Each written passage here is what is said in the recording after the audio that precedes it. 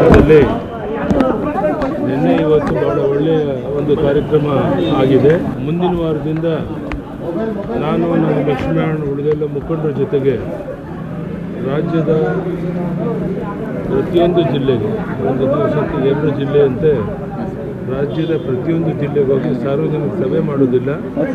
ಅಲ್ಲಿರುವಂಥ ಪ್ರಮುಖ ಕಾರ್ಯಕರ್ತರ ಜೊತೆ 500 ಜನ 600 ಜನ ಕಾರ್ಯಕರ್ತರನ್ನು ಸೇರಿಸಿ ಮುಂದಿನ ಗ್ರಾಮ ಪಂಚಾಯತಿ, ತಾಲೂಕು ಪಂಚಾಯತಿ ಚುನಾವಣೆ, ಅಸೆಂಬ್ಲಿ ಈ ಎಲ್ಲ ಹಿನ್ನೆಲೆಯಲ್ಲಿ ಪ್ರವಾಸ ಮಾಡಬೇಕು ಅಂತ ಇವತ್ತು ನಿರ್ಧಾರ ಮಾಡಿದ್ದೇವೆ. ಮುಂದಿನ ವಾರದಿಂದ ದಿನಾಂಕ ನಿಶ್ಚಯ ಮಾಡಿ ದಿನಕ್ಕೆ 2 ಜಿಲ್ಲೆಗಳಿಗೆ ಪ್ರವಾಸ ಮಾಡುವಂಥ ಕಾರ್ಯಕ್ರಮ ಹಮ್ಮಿಕೊಂಡಿದ್ದೇವೆ.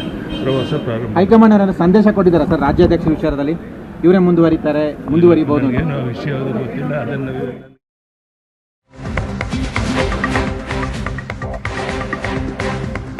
ಪಕ್ಷದಲ್ಲಿ ಸಣ್ಣ ಪುಟ್ಟ ಗೊಂದಲ ವ್ಯತ್ಯಾಸ ಇರುತ್ತೆ.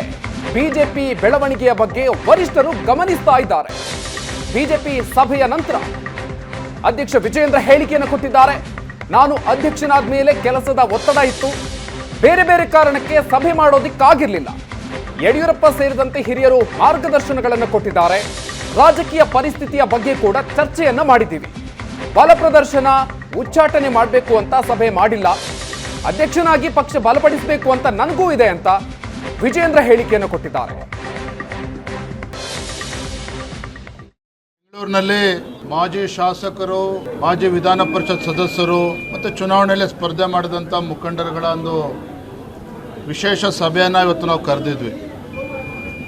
ಹಿರಿಯರಾಗಿರ್ತಕ್ಕಂಥ ಸಂಸದೀಯ ಮಂಡಳಿಯ ಸದಸ್ಯರು, ಮಾಜಿ ಮುಖ್ಯಮಂತ್ರಿಗಳು, ರೈತ ನಾಯಕರು ಸನ್ಮಾನ್ಯ BS ಯಡಿಯೂರಪ್ಪನವರು, ಮಾಜಿ ಮುಖ್ಯಮಂತ್ರಿಗಳಾಗಿರ್ತಕ್ಕಂಥ ಸದಾನಂದ ಗೌಡಜಿಯವರು, ವಿಪಕ್ಷ ನಾಯಕರುಗಳಾದ ಆರ್ ಅಶೋಕ್ ಅವರು, ಚಲವಾದಿ ನಾರಾಯಣಸ್ವಾಮಿ ಅವರು, ಅದೇ ರೀತಿ ನಮ್ಮ ಹಿರಿಯರು ಮಾರ್ಗದರ್ಶಕರಾಗಿರ್ತಕ್ಕಂಥ ಕೃಷ್ಣ ಭಟ್ರು ವಿಧಾನ ಪರಿಷತ್ ಸದಸ್ಯರು, ಅವರು ಕೂಡ ಈ ಸಭೆಯಲ್ಲಿ ಭಾಗವಹಿಸಿದರು.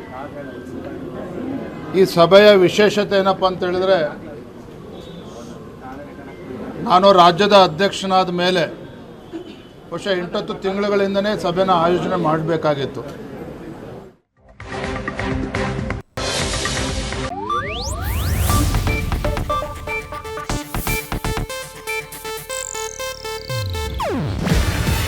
ಇದು ಏಷ್ಯಾನೆಟ್ ನ್ಯೂಸ್ ನೆಟ್ವರ್ಕ್ ಪ್ರಸ್ತುತಿ.